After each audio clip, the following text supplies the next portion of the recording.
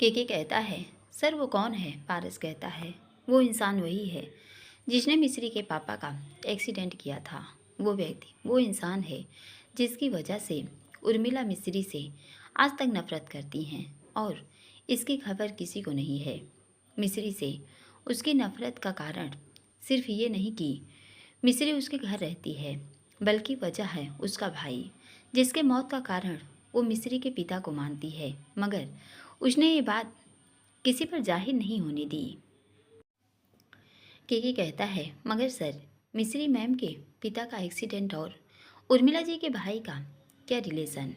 And हमें जितना पता चला था, उस फैक्ट्री की आग में उर्मिला जी का भाई भी तो मारा गया था। पारस कहता है, हाँ, पर तभी पारस को किसी की आहट सुनाई देती है। पारस उस तरफ देखता है तो बेची अंदर आते हुए, तो मेरा शक सही था, बेची ने आते हुए कहा। बेची को आते देख पारस केके को जाने का इशारा करता है। पारस अब सोफे से उठता है और अपना एक हाथ अपने पैंट पॉकेट में डालकर कहता है, जीजा जी वो। बेजी कहते हैं, क्या वो? हाँ, मैंने जब टी को यहाँ देखा तभी सब समझ गया था कि कुछ तो गड़बड़ है, क्योंकि टी यहाँ यूं ही नहीं आती। पारस अब चुप था। बेजी कहते हैं, बताओ क्या चल रहा है ये सब? पारस को अब समझ आता है कि बेजी ने कुछ सुना नहीं, बस यूं ही सस्पेंस क्रिएट कर रहे थे। पारस कहता है, जीजा जी आज एक तमाशा होगा। बेजी कहते हैं, तमाशा? पारस को सोचकर बातों को घुमाते हुए कहता है, हाँ, और उसमें मिस्री के गुनहगारों को सज़ा मिलेगी। बेजी को कुछ खास समझ नहीं आया, मगर वो इतना समझ गए थे कि आज तो कुछ होने वाला है। मिस्री अपने हाथों में मेहंदी लगवा रही थी। पारस अब वहाँ आ चुका था। पारस मिस्री के साइड में आकर बैठ जाता है। किरण और मैग बैठे बातें कर रहे थे। पूनम जी मेहंदी लगवा रही थी। बिहान नीति और विशाल के साथ बैठा था और मस्ती कर रहा था। बीना अकेली बैठी थी सोफे पर और सबको देख रही थी। प्रभा जी अपने कमरे में आराम करने गई थी। उनको थोड़ी वीकनेस लग रही थी। जॉन और बाकी सर्वेंट सबको स्नैक्स सर्व कर रहे। अमिताभ जी मेहमानों से बात कर रहे थे। पारस जॉन को आवाज़ देते हुए कहता है, मिस्री के लिए कुछ खाने को ले आओ। मिस्री कहती है, पर मुझे भूख नहीं है। पारस सब उसे देख अपने मुंह पर हाथ रख उसे चुप होने का इशारा करता है। मिस्री अब चुप हो जाती है। जॉन चला जाता है। कुछ देर बाद आकर वो पारस के सामने खाने की प्लेट रखता है, मगर मिस्री के हाथ में मेहंदी थी तो मिस्री पारस को देखती है। पारस प्लेट लेकर मिस्री को अपने हाथों से खाना खिलाने लगता है। मिस्री खाना खाते खाते बस पारस को देख रही थी। दिन प्रतिदिन पारस का उसके लिए इतना कंसर्न होना, उसका ख्याल रखना उसे बहुत अच्छा लग रहा था। वो खुद से कहती है, पारस जी आप मेरी इतनी परवाह करते हैं कि डरती हूँ कहीं मेरा पास्ट का वो राज जो मैंने आज तक किसी को नहीं बताया, वो सच सिद्धार्थ खन्ना जब आपके सामने आएगा तो क्या होगा। डरती हूँ कहीं आप मुझे गलत न समझें, बस इसलिए कल कुछ नहीं बता पाई, मगर अब लगता है आपको ये जानने का हक है, इसलिए आज आपको मैं सिद्धार्थ खन्ना और मेरी ज़िंदगी के उस सबसे बुरे दिन की कहानी ज़रूर बताऊंगी, फिर चाहे आप मुझे गलत समझे या सही। मिस्री पारस ने मिस्री को खुद को ऐसे देखते देख कहा। मिस्री पारस के मुंह से अपना नाम सुन ख्यालों से बाहर आती है और कहती है, जी। पारस कहता है, कुछ सोच रही हो? मिस्री कहती है, हाँ, मुझे आपसे कुछ कहना था। पारस कहता है, हाँ बोलो। मिस्री कहती है, मगर यहाँ नहीं, आप चलिए, मुझे आपको कल के बारे में कुछ बताना है। पारस समझ चुका था मिस्री उसे सिद्धार्थ के बारे में बताना चाहती है। वो कहता है, मिस्री। कोई मिस्री के नाम को पुकारते हुए आते हैं। मिस्री मिस्री उस ओर देखती है तो सामने सीमा खड़ी थी और उसके हस्बैंड राघव। मिस्री सीमा को देख खड़ी होती है। सीमा आकर मिस्री को गले लगा कहती है, कॉन्ग्रेचुलेसन। तभी किरण भी वहाँ आकर, और मैं सीमा अब किरण को देख तुझे नहीं कहूँगी। किरण कहती है, क्यों? सीमा कहती है, अरे तूने शादी में इनवाइट किया मुझे। किरण कहती है, अरे वो मैं सॉरी माइंड से स्किप हो गया। कि एक सीमा मैडम भी हैं। सीमा मुंह घुमाते हुए, हाँ तो अब मेरे माइंड से भी स्किप हो गया कि किरण मैडम भी कोई हैं। किरण ने जानबूझकर सीमा को इनवाइट नहीं किया था, क्योंकि मिस्री के सामने आकर अगर उसने कुछ पुरानी बातें बोली तो, क्योंकि सीमा थोड़ी एक्सट्रोवर्ट थी। किरण सीमा से अपना एक कान पकड़ कर कहती है, सॉरी। सीमा अब किरण को तरफ देख कहती है, इट्स ओके। किरण कहती है, पर मिस्री, तूने इसे बुलाया और मुझे नहीं बताया क्यों? मिस्री कहती है, मैंने नहीं वो। राघव मुस्कुराकर पारस के गले लगकर कहता है, कंग्रेचुलेसन। फिर पारस से अलग होकर, वैसे नाराज़ तो मुझे भी होना था। तू शादी कर रहा है और हमें खबर मिली इतनी लेट।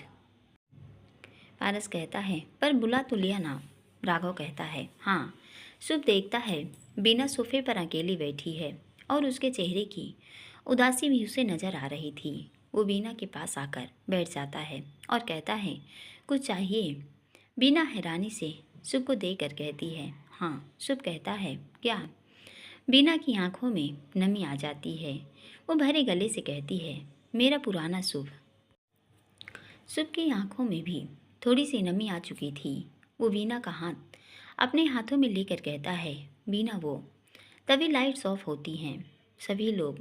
शुभ बीना को देखता है और कहता है, तुम रुको, मैं देख कर आता हूँ। बीना उसका हाथ थाम रोकती है। तभी मयंक के डैड पर स्पॉटलाइट जलती है। अमिताभ जी कहते हैं, अब ये क्या करने वाले हैं? मयंक, डैड। अब जो सभी लोग यहाँ आ चुके हैं, तो आज हमारे दूल्हे राजा उर्फ पारस राजपूत एंड मेरे नॉटी सन की। किरण मयंक से, मयंक, तुम्हारे डैड क्या करने वाले हैं? मयंक को याद आता है, मयंक के डैड ने कहा था वो मयंक की कुछ पुरानी यादें दिखाएंगे। फिर किरण से कहते हैं, वो शायद मेरी पुरानी तस्वीर दिखाएंगे। किरण कहती है, अच्छा, तो क्या हो तुम्हारी वो वाली फ़ोटो भी?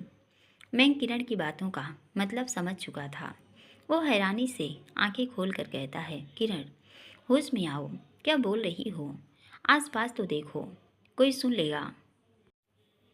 किरण हंसने लगती है मयंक की इस हालत पर। मयंक के डैड सीडी प्ले करते हैं। उसमें कुछ पुरानी तस्वीर चलती हैं, कई पुरानी यादें। कुछ तस्वीर उसके डैड के साथ थी, जिसे देख पारस को पुराने दिन याद आने लगते हैं और वो अमित जी की तरफ देखता है। अमित जी की आंखों में भी पुरानी यादों का कारवां चल चुका था। मिश्री सभी तस्वीरें बड़े ध्यान से देख रही थी और जब उसकी नज़र पारस की तरफ जाती है तो उसे पारस के फेस पर एक प्यारी सी स्माइल दिखती है। एक ऐसी स्माइल जो उसने आज तक नहीं देखी थी, मगर उसमें पारस की आंखों के किनारों से आंसू की एक बूंद सी दिखती है। वो पारस से धीरे से कहती है, पारस जी।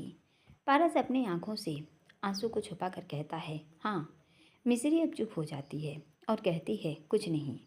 वो बस पारस को ही देख रही थी। पारस का ये साइड शायद उसने देखा ही नहीं। उसने कभी पारस को इतना इमोशनल नहीं देखा। उसे नहीं लगा था कि पारस इतना इमोशनल भी है। अब नीति और पूनम के साथ पारस की तस्वीरें थी, छोटे से बड़े होने तक की। फिर शुरू हुई मयंक की तस्वीरें, उसके बचपन की कई तस्वीरों से।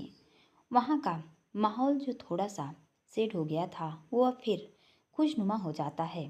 तभी तस्वीरों का कारवां आगे बढ़ता है और तस्वीरें आती हैं किरण की। किरण को इस बात का कोई अंदाज़ा ही नहीं था। वो पवन जी की तरफ देखती है। पवन जी मुस्कुराते हुए आंखों से उसे समझाते हैं कि ये तस्वीरें उन्होंने ही दी है। मयंक उन तस्वीरों को देखकर कहता है, किरण, तुम छोटे पर बहुत क्यूट थी, एक रसगुल्ले की तरह। किरण मयंक को घूरते हुए कहती है, मजाक बना रहे हो? मयंक कहता है, नहीं, बिल्कुल भी नहीं। मैं तो देख रहा हूँ, जब तुम इतनी क्यूट थी तो हमारे होने वाले बच्चे कितने क्यूट होंगे। किरण अब शर्म से सिर झुकाकर कहती है, मयंक चुप करो, कोई सुन लेगा। मयंक कहता है, अच्छा, तुम कुछ भी कहो तो कोई नहीं सुनेगा, और मैं कहूँ तो शर्म आती है, हाँ। किरण मुस्कुरा देती है, मगर एक भी नज़र मयंक को नहीं देखती। अब विशाल की तस्वीरें शुरू होती है। विशाल की तस्वीरों को देख नीति कहती है, क्या विशाल, तुम तो फोटो में भी बुक्स को हाथों में लिए हो।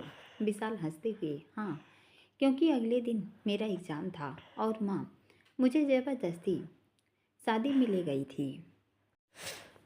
और ये तस्वीर तब की है जब मैं कोने में बैठकर पढ़ रहा था।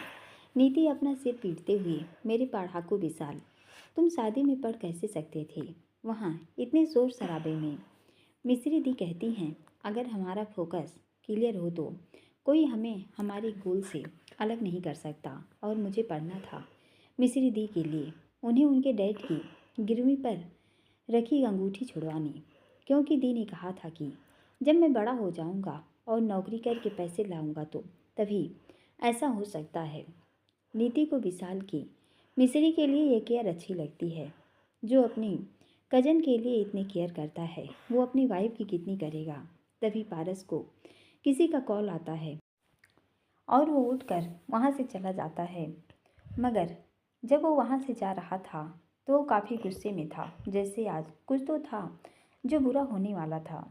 मगर उर्मिला जो परेशान थी, उसको एक गहरी सांस आई थी ये देख कर कि सीढ़ी बदल गई। मगर उसे समझ नहीं आ रहा था कि सीढ़ी चेंज कैसे हुई। तभी वो बीना को देखती है और उसके पास जाकर कहती है, बीना, मुझे कुछ बात करनी है। बीना एक नज़र सुख को देखती है और फिर वहाँ से उठकर उर्मिला जी के साथ जाती है। साइड में आकर वो इससे पहले कुछ कहती, बीना कहती है, माँ, आप सीढ़ी के बारे में जानना चाहती हैं। उर्मिला हैरानी से कहती हैं, हाँ तो क्या वो तूने चेंज की? बीना कहती है, हाँ, और अब आप मेरी बात ध्यान से सुनिए, आगे से आप कुछ भी ऐसा नहीं करेंगी। उर्मिला जी कहती हैं, नहीं बीना, मेरी बात सुन। बीना कहती है, आप मेरी बात सुनिए माँ, और आप अब मिश्री दी से दूर रहेंगी और कुछ नहीं करेंगी जिससे मिश्री दी को कोई प्रॉब्लम हो, क्योंकि अगर ऐसा हुआ तो मैं भूल जाऊंगी कि मेरी कोई माँ है। उर्मिला जी कहती हैं, बीना सुन, मैं तुझे कुछ पारस के बारे में। तभी शुभ आते हुए बीना के साथ खड़ा होकर कहता है, माँ, बीना और मेरी लाइफ में हुई सभी प्रॉब्लम की जड़ आप भाभी को मानती हैं ना? मगर सच बताऊं, उसकी जड़ आप हैं। हाँ, आपने खुद अपनी बेटी की लाइफ बर्बाद करने की कोशिश की। मगर अब आप समझ जाइए कि जब तक पारस भाई उनके साथ हैं, मिश्री भाभी को कुछ नहीं होगा। और हाँ, अगर आपने कुछ भी ऐसा वैसा किया तो आप अपनी बेटी से भी हाथ धो बैठेंगी और कभी बीना से नहीं मिल पाएंगी। बीना सुख को देख रही थी। सुख कहता है, हमारी लाइफ में जो होना था हो गया। अब मैं और बीना नई शुरुआत करेंगे। जानता हूँ आपको ये अच्छा नहीं लगेगा जानकर, मगर मैं अब बीना के साथ अपने घर वापस जा रहा हूँ, अपने पुराने घर, जिसे आप छोटा समझती हैं। और हाँ, एक वादा करता हूँ, उसमें आपकी बेटी बहुत खुश रहेगी। बीना को सुख का अचानक से ये बदलाव समझ नहीं आया। उर्मिला जी पारस का सच बताना चाहती थी कि उसने उसे शौक किया, इसलिए वो कहती हैं, मगर पारस ने मुझे शौक। सुख कहता है, माँ देखिए, आप बड़ी हैं, इसलिए प्यार से कह रहा हूँ, मेरे भाई के लिए कुछ मत कहिए। मैं जानता हूँ उनको आप पसंद नहीं करती, मगर मेरे लिए वो मेरे पिता जैसे हैं, मेरे दोस्त हैं, मेरे गाइड हैं, इसलिए उनके लिए कुछ नहीं। फिर वो वीना का हाथ पकड़ बीना को हॉल के में ले जाता है। उर्मिला जी शांत खड़ी बस देखती रहती हैं। तभी केके आते हुए, आपको क्या लगा आप मेरे सर को आसानी से हरा देंगी, उनका सच सबको बता देंगी तो भूल जाइए और अपनी खैर मनाइए कि इस वक्त यहाँ सब लोग हैं और पारस सर ने न जाने कैसे खुद को शांत किया हुआ है। उर्मिला अब केके को सवालिया नज़रों से देखती है। केके कहता है, आपकी सीटी वहाँ से पारस सर ने बदलवाई थी। उन्हें कुछ देर पहले बीना मैम मिलने आई थी और उन्होंने ही पारस सर को सीडी के बारे में बताया और पारस सर ने सीडी हटवा दी। मगर उस सीडी को देखने के बाद उनका गुस्सा आप पर और बढ़ गया है। आपके साथ क्या होगा अब वो भगवान ही बता सकता है। उर्मिला जी तो अब और कांपने लगी थी। इधर सीडी प्ले हो रही थी और मिस्री के उसके पिता और माँ के साथ के कुछ हैप्पी मोमेंट को तस्वीर आती है। मिस्री प्रभा जी के पास जाती है और उनके गले लग जाती है। प्रभा जी के आंखों में आंसू थे क्योंकि मिस्री के दोनों हाथों में मेहंदी थी, इसलिए वो उनके आंसू पोंछ नहीं पाती, मगर अपने हाथों से आंसू पोंछने का इशारा करती है। अब साथ ही उसकी फैक्ट्री और कंपनी की तस्वीर आती है। अब लाइट्स ऑन होती है और प्रभा जी मिस्री के साथ खड़ी थी। प्रभा जी की नज़र तभी गेट पर आती हुई एक औरत पर जाती है। वो मुस्कुराते हुए उस औरत के पास जाती हैं और कहती हैं, भाभी आप। मगर वो औरत उर्मिला जी की तरफ बढ़ जाती है। प्रभा जी को जैसे एक व्यवहार की उम्मीद थी, वो मुस्कुरा देती हैं। उर्मिला जी उस औरत को देख कहती हैं, कनिका। कनिका भाभी आप यहाँ। कनिका कहती है, हाँ तुमने ही तो बुलाया था ना। उर्मिला जी कहती हैं, नहीं मैंने तो। तभी लाइट्स फिर ऑफ हो जाती है। फिर लोगों के सामने एक आदमी की तस्वीर आती है। प्रभा जी की आंखें फैल जाती हैं। वो सिद्धार्थ खन्ना था। मिस्री के चेहरे पर डर आ चुका था। किरण मिस्री के पास आती है और उसका हाथ थाम लेती है। पवन जी के चेहरे का रंग भी उड़ चुका था। वो पारस को ढूंढती हैं, मगर पारस वहाँ नहीं था। तभी मिस्री के पैरों के पास सिद्धार्थ आकर गिरता है। उसकी हालत बहुत ख़राब थी। उसके पूरे शरीर खून से लथपथ था। वो ठीक से खड़ा भी नहीं हो पा रहा था। मिस्री हैरानी से सिद्धार्थ की ओर देखती है और एक कदम पीछे हट जाती है। तभी लाइट्स ऑन होती है। पारस के चेहरे पर अब गुस्सा था। वो सिद्धार्थ के पीठ पर आकर पैर रखते हुए कहता है, मिस्री इसी से डरी थी ना तुम। मिस्री अब हैरानी से पारस को देखती है। उसे कब समझ नहीं आया कि पारस को सब कैसे पता। किरण भी सौग्र थी और सिद्धार्थ की ये हालत। बेजी पारस को ऐसे देख कहते हैं, पारस ये तू क्या कर रहा है और कौन है ये। पारस कहता है, वो आपको जानना ज़रूरी नहीं है जीजा जी, बस ये समझ लीजिए ये मिस्री को मारना चाहता था। सिद्धार्थ अब भी उसी गुस्से में कहता है, और मार के रहूँगा। तू कितना भी कोशिश कर ले, मेरे खून का एक एक कतरा इस लड़की और इसकी माँ को मारे बिना शांत नहीं रहेगा। मिस्री पूरी तरह डर चुकी थी। इनफैक्ट वहाँ खड़ा एक एक शख्स डर चुका था। केके ने मेहमानों से कहा, आप सब लोग जा सकते हैं, ये फैमिली मैटर है, इसलिए प्लीज़ जाइए। सभी मेहमान चले जाते हैं। सावित्री जी कहती हैं, मिस्री बेटा मगर ये है कौन। अब सीटी से वॉइस आती है। सब लोग उस तरफ देखते हैं। सिद्धार्थ अब भी जमीन में ही था। पारस उसके पीठ पर पैर रख गुस्से में कहता है, देख इसे ध्यान से और सोच तू कहाँ गलत था और एक गलत फहमी में तूने मेरी मिस्री के साथ क्या किया। सिद्धार्थ डर से कराहते हुए मिस्री पारस को देखती है, जो अभी गुस्से में सिद्धार्थ के पीठ पर पैर दबा रखा था। वो इस वक्त काफ़ी भयानक लग रहा था। आज तक किसी ने उसका ये रूप नहीं देखा था। बेजी और मैंक हिम्मत करके उसके पास आते हैं और कहते हैं, पारस उसे छोड़ दो, वो मर जाएगा, उसकी हालत देखो। पारस गुस्से से, इसने जो किया है उसके लिए इसे मौत की सज़ा ही मिलनी चाहिए, मगर इसने जो किया वो गलत था, इसको एहसास करवाना ज़रूरी है। पारस ने ये सब बातें अपने दांतों को पीसते हुए और सिद्धार्थ के सिर के बालों को पकड़ उसका सिर उठाकर चेहरा स्क्रीन की ओर करते हुए कहा। सिद्धार्थ अब स्क्रीन में देख रहा था। उस तरफ देखता है तो वो धीरे से कहता है, पापा। उधर से वो आदमी जो सिद्धार्थ का पिता कहता है, भाभी जी प्रभा जी को मैं आपको एक सच बताना चाहता हूँ। हो सकता है जब तक ये सीटी आप तक पहुँचे मैं मारा जा चुका हूँगा। सब लोग हमारी फैक्ट्री और कंपनी को नीलाम करवाना चाहते हैं और आपके पति यानी मेरे दोस्त को धोखेबाज कहते हैं, मगर असली धोखा किसी और ने किया था। हमारी फैक्ट्री में बन रहे असली माल को दूसरी जगह सप्लाई कर हमारी कंपनी का लोगो लगा नकली माल बेचा गया। इसलिए लोगों ने हमारे प्रोडक्ट खरीदने बंद कर दिए और बिजनेस में लॉस हुआ और कंपनी डूब गई। आपके पति का जो एक्सीडेंट हुआ वो एक्सीडेंट नहीं था, वो वो सब तभी उसके सिर पर एक रॉड लगती है। ये देख वहाँ खड़े सभी व्यक्ति अपने मुंह पर हाथ रख लेते हैं और मिस्री तो डर से अपने कपड़ों को कसकर पकड़ लेती है और अपनी आंखें बंद कर लेती है कि मिस्री के पिता पर फ्रॉड होने का इल्ज़ाम लगा। मगर ज़रा सोचिए कि अगर उनके पिता पास पैसे नहीं थे कि वो अपनी कंपनी को बचा सकें, तो अमिताभ जी की मदद क्यों करते।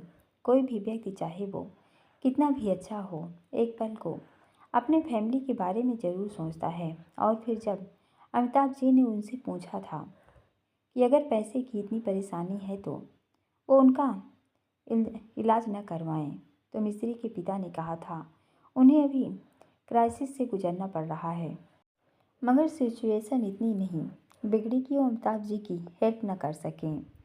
उन्होंने अमिताभ जी से ये भी कहा था कि जल्द सब ठीक हो जाएगा। अगर ऐसा था तो अचानक सब बिगड़ कैसे गया। ये सब सवाल हमारे साथ साथ पारस के दिल में भी थे। आखिर एक बिजनेसमैन का दिमाग वो न समझ पाए ऐसा कैसे हो सकता है। पारस को शक तो था, मगर यकीन हुआ सिद्धार्थ के आने पर।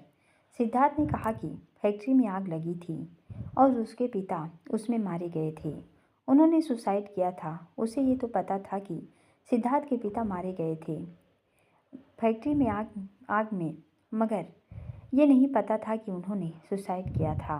फैक्ट्री में आग लगी ये बात मिस्री को नहीं पता थी, इसलिए पारस ने उसे डायरी में नहीं पढ़ा। न मिस्री ने इसमें इस बात का जिक्र किया, मगर मिस्री माँ प्रभा जी के पारस को ये पता चला कि एक्सीडेंट वाले दिन मिस्री के पिता का कॉल आया था कि सब ठीक हो जाएगा, पैसे का इंतज़ाम हो गया है। मगर बाद में बस उनकी लाश आई और बताया गया कि ट्रक से एक्सीडेंट हुआ था उनकी कार का। पारस के दिमाग में एक और सवाल आया कि अगर एक्सीडेंट हुआ तो पैसे कहाँ गए। पुलिस से उसे पता चला कि कार में लाश के अलावा कुछ नहीं मिला। दूसरा सवाल पारस के मन में था कि मिस्री के पिता की मौत के बाद अगर फैक्ट्री नीलाम हो चुकी थी तो अचानक उसमें आग कैसे लगी और सिद्धार्थ के पिता उसमें करने क्या गए थे, क्योंकि जब फैक्ट्री में आग लगी थी तब सभी वर्कर जा चुके थे, तो वहाँ कोई नहीं था। तो ये कह नहीं सकते थे कि वो किसी से मिलने गए हों।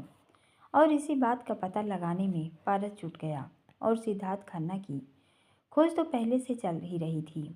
मगर सिद्धार्थ के मिलते ही जब उसे ये बात पता चली कि सिद्धार्थ मिस्री के पिता को इसका दोषी मानता है, क्योंकि उसे लगता है कि मिस्री के पिता ने उसके पिता को धोखा दिया, इसलिए उन्होंने फैक्ट्री में आग लगवाई और खुद भी उसमें सुसाइड कर लिया, क्योंकि उसे सुसाइड नोट मिला था। पारस का शक यकीन में बदल गया। केके को यह सब इसलिए नहीं पता था क्योंकि एमआर कंपनी के कामों में और बाकी ऑफिस के कामों में वो ऑलरेडी बिजी था। इसलिए पारस ने ये काम अपनी स्पेशल टीम को दिया था। सिद्धार्थ के मिलते ही उसने अपनी कंपनी को इंस्ट्रक्शन दिए कि अगर 4-5 घंटे के अंदर अंदर उसे सभी इन्फॉर्मेशन नहीं मिली तो सबको जान से मार देगा। तो उन लोगों ने अपने काम पर जी जान लगा दी और सब सबूत ढूंढे। अब दोषी कौन था पारस जानता था। सभी लोग देखते हैं कि किसी ने सिद्धार्थ के पिता के सिर पर जोरदार रॉड मारी और वो ज़मीन में गिर गए। उसके हाथ उस कैमरे पर जा लगे, जिसकी वजह से कैमरा नीचे गिर गया। उस कैमरे में बस पैर नजर आ रहे थे और ज़मीन में गिर सिद्धार्थ के पिता को दर्द से करा रहे थे। सिद्धार्थ उसे देख हाथ बढ़ाने लगा, पर पारस गुस्से से सिद्धार्थ की पीठ पर अपने पैरों को और गड़ाते हुए, देख इसे ध्यान से देख, तेरे बाप को मेरी बीवी के पिता ने नहीं मारा, मगर तूने न उनकी वजह से उसने सुसाइड किया। सिद्धार्थ जोर से दर्द के कारण चीखता है। आह! पारस के जूते उसकी पीठ में बुरी तरह से घुसे हुए थे। मयंक और वेद पारस को रोकने के लिए आगे आए, मगर पारस ने जब उन्हें घूरा तो वो वहीं रुक गए, क्योंकि वो जानते थे इस वक्त पारस से कुछ बोलना मतलब अपनी जान से हाथ धोना है। उस वीडियो में आगे दिखाते हैं कि वो आदमी जिसने रॉड मारी थी कहता है, तू मेरे खिलाफ सबूत देगा, तू मुझे जेल भेजेगा। अरे मुझे जेल भेजने की ताकत आज तक किसी में नहीं है। फिर रॉड से सिद्धार्थ के पिता को मारते हुए कहता है, मैं तुझे मारना नहीं चाहता था, न तेरे उस दोस्त को यानी उस गिरिराज अरोरा को, मगर उन्होंने मेरी चोरी पकड़ ली और मुझे धमकी दी कि वो मुझे जेल भेज देंगे। तो क्या करता, जेल चला जाता बस इसलिए मैंने ट्रक से उड़ा दिया। ये सुनते ही प्रभा जी के आंखों से आंसू जमीन पर गिरता है और वो गिरने वाली थी कि मिश्री और किरण उन्हें संभाल लेती हैं और पास पड़े सोफे पर बैठाती हैं। प्रभा जी कहती हैं, तो इनकी मौत हादसा नहीं थी। मिश्री की आंखों में भी आंसू थे। वह प्रभा जी को संभालते हुए, माँ संभालिए खुद को। वो आदमी अपने आसपास खड़े लोगों को कहता है, पूरी फैक्ट्री पर पेट्रोल डालो, आज इस फैक्ट्री का किस्सा यहीं ख़त्म करना है। सिद्धार्थ के पिता उठने की कोशिश कर रहे थे। उस आदमी के पास के आदमी वहाँ से चले जाते हैं। तभी कुछ आवाज़ होती है। वो आदमी उस आवाज़ की तरफ जाता है। अब बस सिद्धार्थ के पिता दिख रहे थे, जो उठने की कोशिश कर रहे थे मगर नाकामयाब थे। तभी कोई आदमी आते हुए कहता है, सर आप सर चलिए यहाँ से। सिद्धार्थ के पिता उसका हाथ थाम कहते हैं, नहीं नहीं, मैं नहीं जा सकता, तुम इस कैमरे से चिप लेकर चले जाओ। मिस्री को उस आदमी की एक झलक दिखती है जो उसकी मदद करने आए थे। मिस्री को कुछ धुंधला धुंधला याद आता है। वो कहती है, माँ ये तो मधुर अंकल हैं। प्रभा जी कहती हैं, हाँ। तभी जो कैमरे में से चल रही वीडियो बंद हो जाती है और पारस सिद्धार्थ के बालों को छोड़ देता है और गुस्से से आवाज़ लगाकर कहता है, के उन्हें लेकर आओ। के अंदर आता है। उसके साथ वो कैमरे वाला आदमी भी था। उसे देख प्रभा जी खड़ी होती हैं और कहती हैं, आप कनिका के चेहरे के रंग भी अब तक उड़ चुके थे। माधुर आते हुए हाथ जोड़कर कहते हैं, मैम मुझे माफ़ कर दीजिए, मैंने आज तक ये सच्चाई छुपा कर रखी। पारस गुस्से में कहता है, उस दिन क्या हुआ था वो बताओ। माधुर कहता है, मैम उस दिन मैं जब वहाँ पहुँचा तो देखा कि कुछ आवाज़ें आ रही थी। जब मैंने छुप कर देखा तो पता चला उर्मिला जी के भाई ने खन्ना सर के सिर पर रॉड मार दी और उसने ही गिरिराज सर को मारा है। मेरा माइंड काम करना बंद कर गया। मैं बहुत घबरा गया था, इसलिए सामने नहीं आया। मगर जब पता चला कि वो लोग उन्हें जान से मार देंगे तो मैंने बहुत कोशिश की उन्हें वहाँ से ले जाने की, मगर न ले जा सका। उर्मिला चीखते हुए गुस्से से आकर कहती हैं, माथुर तू झूठ बोल रहा है। मेरा भाई जीत, मेरा भाई कभी ऐसा कुछ नहीं कर सकता, और वो तो खुद उस आग में मारा गया था। तुम पारस, तुम उसे क्यों फांस रहे हो? वो मर गया है, समझे? उर्मिला पारस की कॉलर पकड़ने के लिए हाथ आगे बढ़ा ही रही थी कि मिष्टी उर्मिला का हाथ पकड़ मोड़कर पीछे लगा देती हैं। विशाल आगे आते हुए, माँ। नीति कहती है, ब्रो ये आप क्या कर रहे हैं? पारस कुछ नहीं बोलता। उर्मिला दर्द से कराहती है। मिष्टी कहती हैं, चुपचाप अपनी जगह पर बनी रहो, तुम्हारा भी हिसाब होगा। विशाल आगे जाने लगता है कि पारस के बॉडीगार्ड जो केके के आते ही अंदर आए थे विशाल को पकड़ लेते हैं। पारस गुस्से से कहता है, complete your word Mathur. Mathur कहता है, उर्मिला मैम आपके भाई मारे क्योंकि उस दिन जब मैं चिप लेकर वहाँ से निकल रहा था तभी वो वहाँ आ गया और उसके आदमी भी। मैं छुप गया। उसने अपने आदमियों से कहा, जाओ जाकर सब जगह आग लगा दो। उसके आदमी चले गए। तभी शायद उसने मुझे देख लिया था। वो मेरी तरफ बढ़ने लगा था तो तभी खन्ना सर ने एक रॉड से उसके सर पर वार कर दिया और वो वहीं गिर गया। खन्ना सर ने मुझे वहाँ से भागने को कहा। मैं डरा हुआ था तो मैं बैक डोर से भाग गया। उसके बाद फैक्ट्री में आग लग गई। मैंने अपनी आँखों से उसे जलते देखा। मैं काफ़ी दिन तक अपने घर में ही रहा, ये सोच कर कि अगर जीत के आदमी मेरे पीछे आए तो बस इसी डर से कई दिनों तक मैं बाहर नहीं आया। मगर जब मुझे ये पता चला कि जीत मारा गया तो मैं प्रभा जी को सच बताने गया। जब मैं प्रभा मैम से मिलने गया तो मुझे पता चला कि वो उर्मिला मैम के यहाँ ही रह रही हैं। उनके पास कोई आसरा नहीं बचा है। तो उस वक्त मुझे चुप रहना ही ठीक लगा। प्रभा जी रोने लगती हैं। मिस्री उनके कंधे पर हाथ रख उन्हें संभालते हुए कहती है, माँ चुप हो जाइए। पारस अब कनिका के सामने आता है और कहता है, तो तुम ये सब पहले से जानती थी? कनिका जी कहती हैं। वो उर्मिला कनिका को देखते हुए, भाभी क्या आपको ये पता था? कनिका कांपते स्वर में। वो पारस अब चीखते हुए गुस्से में गरजते स्वर में कहता है, बताओ। कनिका कांपते स्वर में, हाँ हाँ मुझे सब पता था। उर्मिला हैरानी से बस एक शब्द बोलती है, भाभी।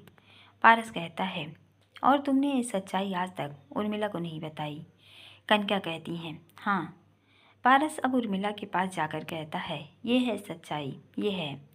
उर्मिला जी जमीन में गिर जाती हैं और कहती हैं, जीत क्यों क्यों ये सब तूने?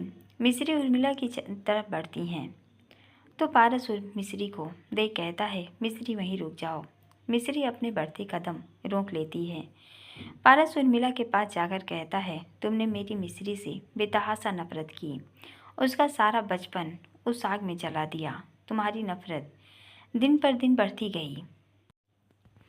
और एक सच और है जो मिस्री तुम्हें नहीं पता, वो यह है कि इस औरत ने तुम्हें राकेश के हाथों बेच दिया था। किरण कहती है, क्या? पारस कहता है, हाँ, राकेश की सच्चाई इस औरत को पता थी। उसने उससे पैसे लिए थे ये राज छुपाने के। विशाल कहता है, माँ क्या सच में सच कह रहे हैं? उर्मिला जी विशाल को देखती हैं और नज़रें नीचे कर लेती हैं। विशाल गुस्से से, माँ ऐसा कैसे कर सकती हैं? मिस्री के दादा कहते हैं, बहू तूने मिस्री के साथ शुरू से जो किया वो सब काफ़ी नहीं था जो तूने उसका सौदा कर दिया। उर्मिला अब भी चुप थी। मिस्री रोने लगती है। उसके आंसू रुकने का नाम नहीं ले रहे थे। मिस्री ने कभी नहीं सोचा था कि उर्मिला के दिल में उसके लिए इतनी नफरत है। प्रभा जी आगे जाती हैं और उर्मिला को खड़ा कर कहती हैं, उर्मिला पारस जो कह रहा है वो सच है। उर्मिला जी सिर झुका लड़खड़ाते स्वर में, हाँ हाँ प्रभा जी। एक जोरदार तमाचा उर्मिला को जड़ देती हैं और कहती हैं, आज तक मैं चुप थी। मेरी बेटी का साथ तुमने ये जो किया, मगर अब हद हो गई। उर्मिला तुम इतना नीचे कैसे गिर सकती हो? वो बेटी थी तुम्हारी। चाची का दर्जा माँ के जैसा होता है और तुमने मिस्री के साथ। उर्मिला अब अपनी नज़रें झुकाए खड़ी थी।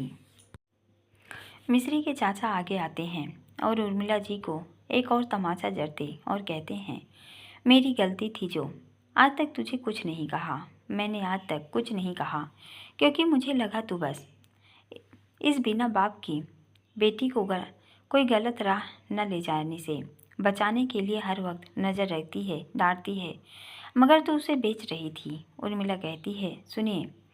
मिस्री के चाचा कहते हैं, बस अब मुझे कुछ नहीं सुनना। तुम एक औरत होकर इतनी बेदर्द कैसे हो सकती हो? उर्मिला कैसे? मिस्री की आंखों से आंसू नहीं रुक रहे थे। उर्मिला मिस्री के पास जाती हैं तो मिस्री 2 कदम पीछे हट उसे रोकते हुए कहती है, बस मेरे पास मत आइएगा। आज उर्मिला मिस्री की आंखों में अपने लिए नफरत देख रही थी।